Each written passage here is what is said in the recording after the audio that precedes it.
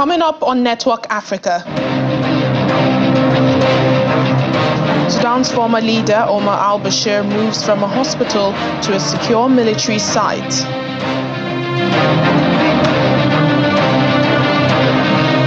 Senegal's President Macky Sall says he has no apologies or regrets for his attempts to postpone elections. Plus, suspected poachers killed in gunfire with Zimbabwe Rangers.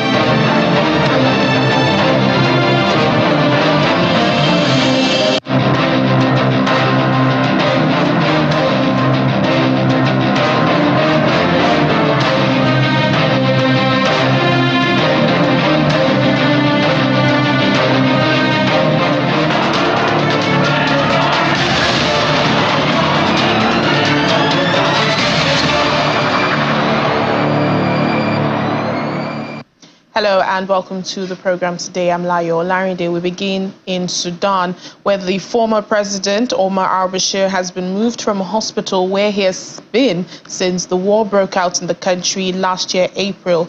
And his lawyer, Mr. Mohammed Al-Hassan, says he has been moved to a secure military site. He says Mr. al-Bashir, alongside 4 others, have been transferred from the medical corps after the health care there ran out completely.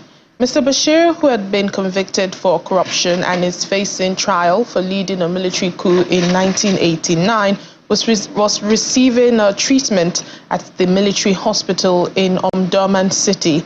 And that city came under siege by the paramilitary rapid support forces when the war broke out. Sudan's regional and international partners have failed to mediate between the army and the forces throughout the war that has killed at least 14,000 people and displaced about 10 million others. In the meantime, the UN Security Council Committee has established, pursuant to Resolution 1591 on Sudan. Chairperson on the committee, Jun Kook Hwang, also reminded the warring parties that those who commit violations of international law may be subject to targeted sanctions and other measures. In his briefing also to the Council, U.S. Ambassador Robert A. Wood expressed concern at reports of violations of the UN arms embargo. On his part, Sudanese representative Imam Mohamed Mohud said an end to the sanctions would allow the government to better protect its civilians and effectively deal with the rapid support forces. In both the final and the quarterly reports, the panel updated the committee on increasing violence against civilians, including widespread cases of sexual and gender-based violence in the conflict across Darfur, particularly in the West Darfur. The panel reported on violations of the arms embargo, violations of international humanitarian and human rights law, ethnically based recruitment by the warring parties, complex financing schemes established by armed groups active in Darfur. We remain concerned by reporting of blatant violations of the UN arms embargo, particularly the scale and frequency of the transit of weapons into Darfur from eastern Chad, Libya, and the Central African Republic. We are committed to sharing information on such transfers with the CAR and Sudan panels and urge other member states to facilitate UN sanctions panels carrying out their mandates. We call on all member states and warring parties to fully comply with the arms embargo measures. External parties that provide material support to the warring parties in violation of the arms embargo are complicit in the loss of thousands of lives and the devastation of countless more. Putting an end to the sanctions would allow the Sudanese government to better protect its civilians and would allow the Sudanese armed forces to deal effectively in facing and ending the violations perpetrated by the Rapid Support Militia and the atrocities that they have been perpetrating against civilians, children and women, and their systematic destruction of infrastructure, public facilities, civilian assets and private property.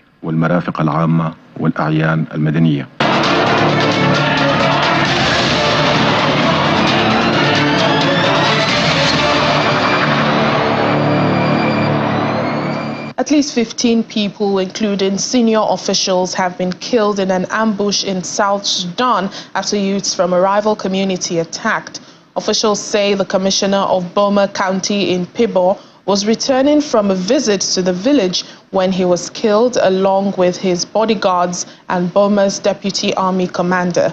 A 2018 peace deal ended a 5-year civil war in South Sudan. However, several areas, including Boma County, have experienced outbreaks of ethnic violence. Now, these have often been revenge attacks for cattle raids involving the Murle, Anuak, Nuer, and Dinka communities. We are in Zimbabwe now. 2 suspected poachers have been shot dead in a shootout with rangers near the Kanzugula border post in Matabeleland, North Province. Zimbabwe Parks and Wildlife Management Authority say 3 other suspects have been arrested, even though one of them managed to escape during Tuesday's incident. Spokesperson Tinashe Farawo says about 15 tusks of elephants, a .375 rifle, and 5 rounds of ammunition have been recovered, adding that investigations are on the way.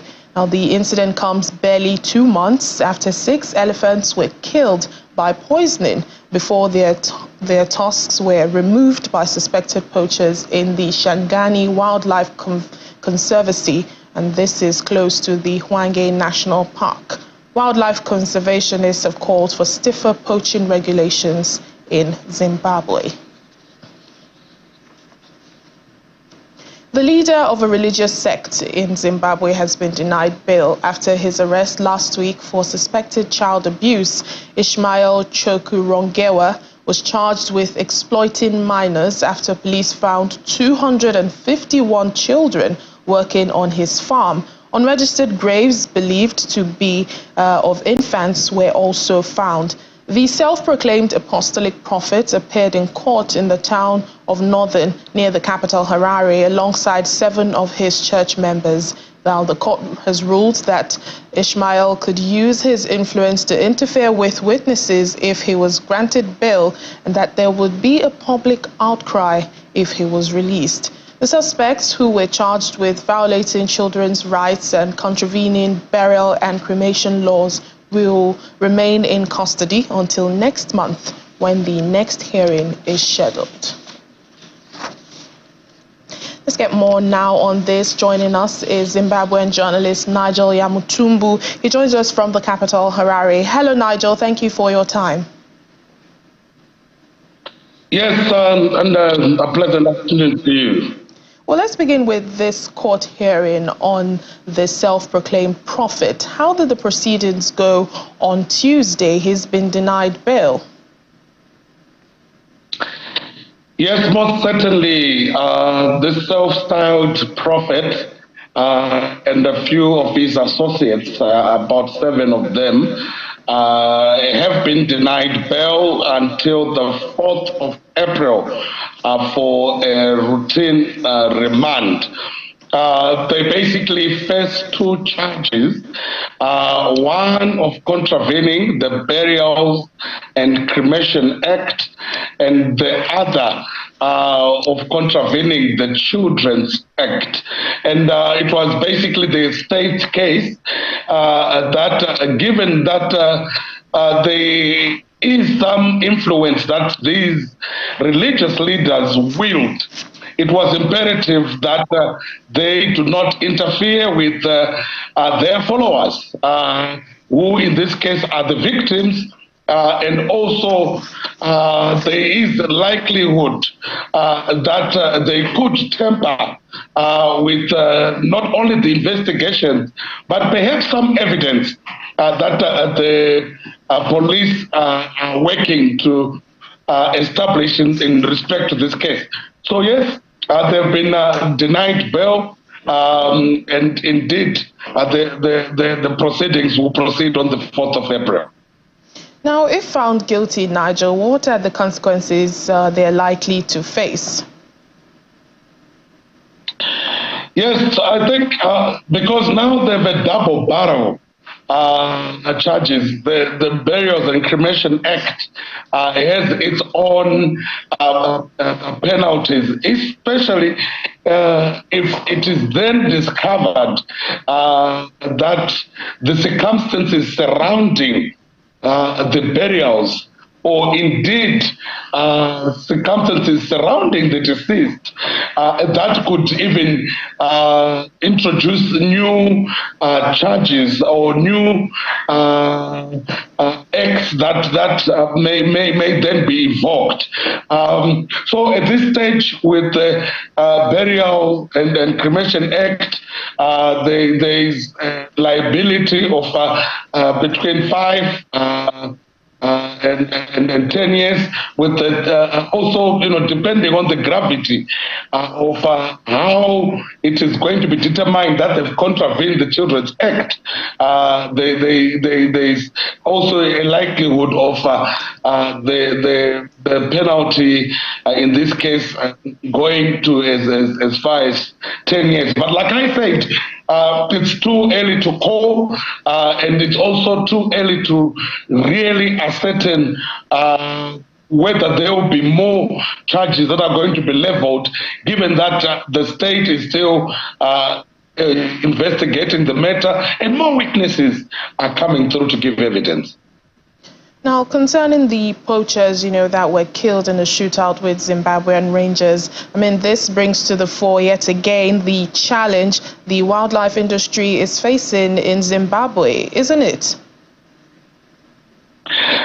Absolutely. I think what we have been witnessing over these last years is an unprecedented decrease in the number of, in particular, elephants.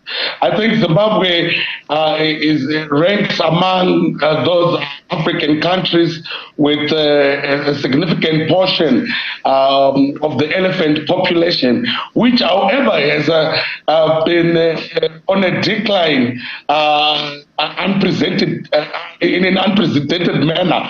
And part of it is a result of these illegal poaching activities, which are also being given rise. I think we also even experienced, as we unraveled the Al Jazeera documentary, yes, it focused on the gold mafia and focused on the illegal activities happening in the mining sector, but it also did point out how the porous borders are also really holding to account for this decrease in the population of elephants and other wildlife in Zimbabwe. So it's certainly a concern, and the tighter the regulations and the tighter the borders are made in this respect, the better, because indeed we need to preserve this wildlife and the conservation areas.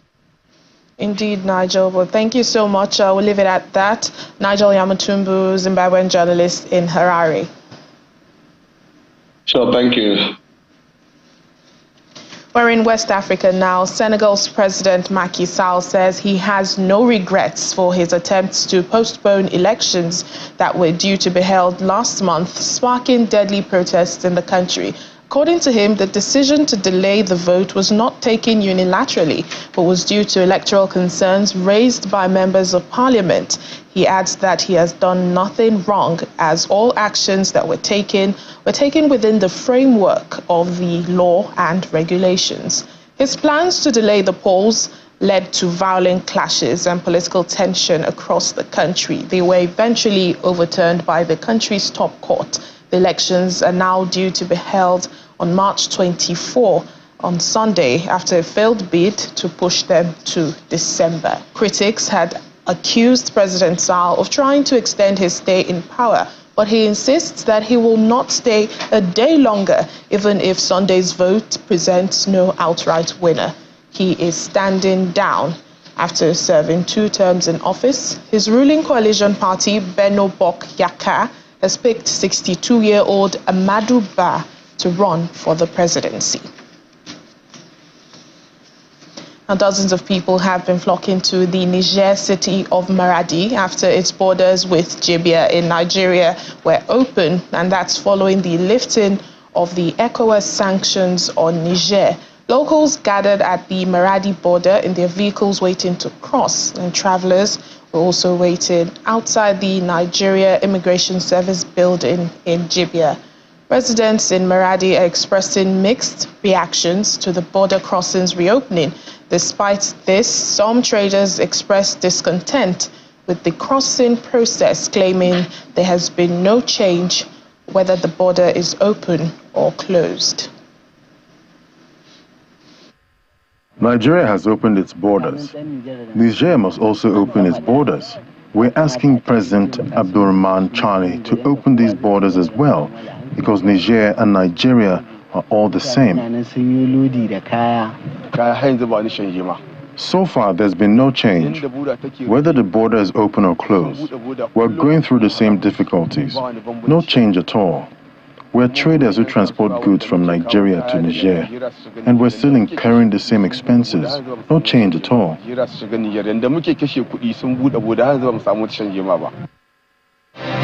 Welcome back to the program. An elite unit of South Africa's police has raided the Johannesburg home of the Speaker of Parliament over corruption allegations. Ms. Nkakula has been accused of soliciting bribes in return for awarding contracts when she served as Defense Minister, but she, however, has denied the accusations.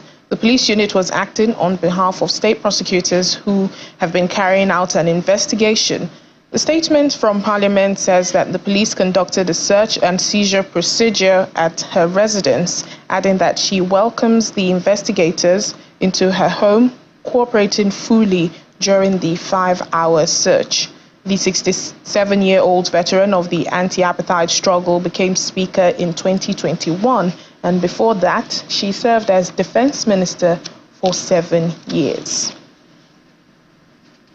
South Africa's President Cyril Ramaphosa has acknowledged that while there is still more to be done, the government has made strides in advancing human rights. President Ramaphosa says that since the dawn of democracy, the government has shown its commitment to democracy, the rule of law, and to the protection of human rights. Speaking at the National Conference on 30 Years of Human Rights, Mr. Ramaphosa outlined legislation that has been passed in support of the Constitution. Certainly, there have been challenges and shortcomings over the past 30 years, and we have a long way to go towards completely fulfilling the promise that is set out in our Constitution. And Chief Justice, you're absolutely right. It would have been apt for the three arms of the state to present a report on how far we have gone in the past, advance the rights of ordinary South Africans. But in a way, you have done so in outlining to us how the judiciary, the defender of the rights that are embedded in our Constitution, has gone about it, and taking a leaf from what you outlined, I will also touch on some of the areas that the government has embarked upon to advance these important rights that our people have. That said, we should not shy away from the immense progress that we have made. According to the latest flagship report by the World Meteorological Organization, WMO, last year saw unprecedented climate extremes globally and breaking numerous records. Celeste Saulo, Secretary General of the World Meteorological Organization, says the State of the Global Climate 2023, launched at the UN in Geneva, shows that the climate crisis is the defining challenge that humanity faces. The report also reiterated the extreme weather and climate events had major socio-economic impacts on all inhabited continents, such as the extreme rainfall in Libya, the Greater Horn of Africa, which had been experiencing long-term drought and the flooding that displaced 1.8 million people across Ethiopia, Burundi, South Sudan, Tanzania, Uganda, Somalia, and Kenya. The year 2023 set new records for every single climate indicator. This annual report shows that the climate crisis is the defining challenge that humanity faces. It is closely intertwined with inequality crisis, as witnessed by growing food insecurity, population displacement, and biodiversity loss. Glaciers loss was the largest on record last year. These are the water towers of the world. They are our fresh water reservoirs. Sea ice depletion in the Antarctica was one of the major climate facts recorded in 2023. The last 9 years, since 2015 to 2023, are the warmest year on record. The decade 2014 to 2023 is the warmest decade on record. This demonstrates the acceleration and the continuing of the warming. The 2023 recorded between 80% to 90% of the ocean that recorded marine heat waves. So also the marine heat waves have a very strong influence on coral bleaching, and those are ecosystems that are very important for fisheries and for marine lives. The most important extreme events that we refer to generally in our reports are those related to heat or those related to extreme precipitation, because those which influence the human lives and also the socio-economic impact. The UK government's Rwanda deportation bill could face a further delay after opposition Labour Party vowed to try and change it again in the Lords. Earlier this week, members of Parliament had voted down 10 amendments to the draft law proposed by the House of Lords earlier this month. However, Labour peers are set to try and reinsert 5 or 6 of the proposed changes when the bill returns to the Lords. This means the bill might not become law until after Parliament's Easter break. Now, this could threaten Downing Street's ambition of getting the first flights to the East African country off the ground before June. The proposed law aims to ensure the UK can deport asylum seekers to Rwanda by declaring it to be a safe place. After the Supreme Court ruled last year it could lead to human rights breaches.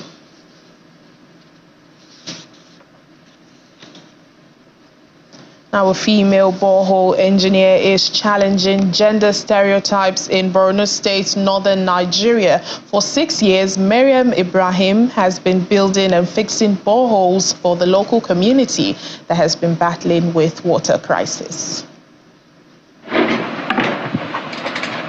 Mariam Ibrahim is getting ready for work, breaking grounds and combating gender stereotypes in Borno State.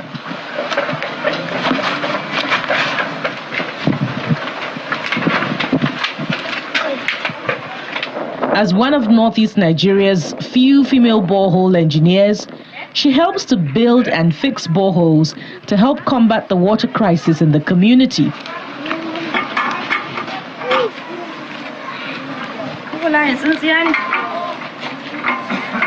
She explains that her community and parents are welcoming of her career choice and journey.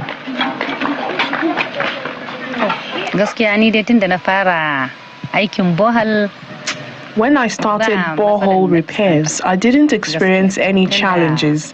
The people in my community are acquainted with me, and my parents did not refrain me from my passion. They support my kind of work.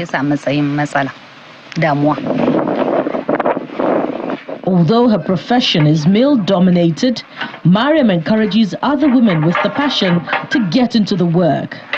She says she has never experienced gender bias with the men in her field.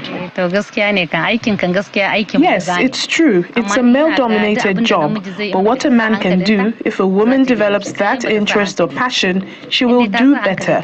If she's committed, it won't be difficult. I believe it's not a difficult work, honestly, and I've never experienced gender bias with the men, even my colleagues who are all men.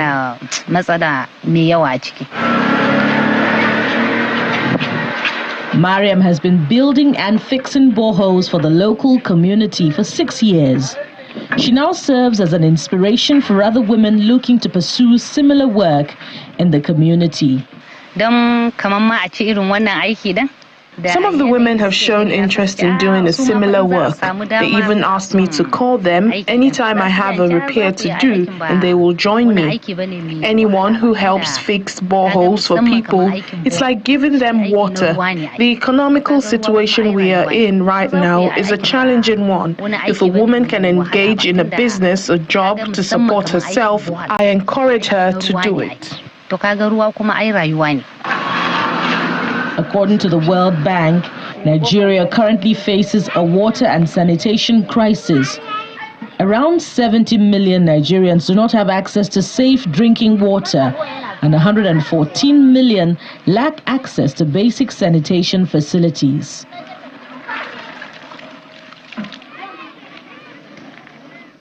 And that's it on the program. Thank you so much for watching. I'm Layo Olarinde.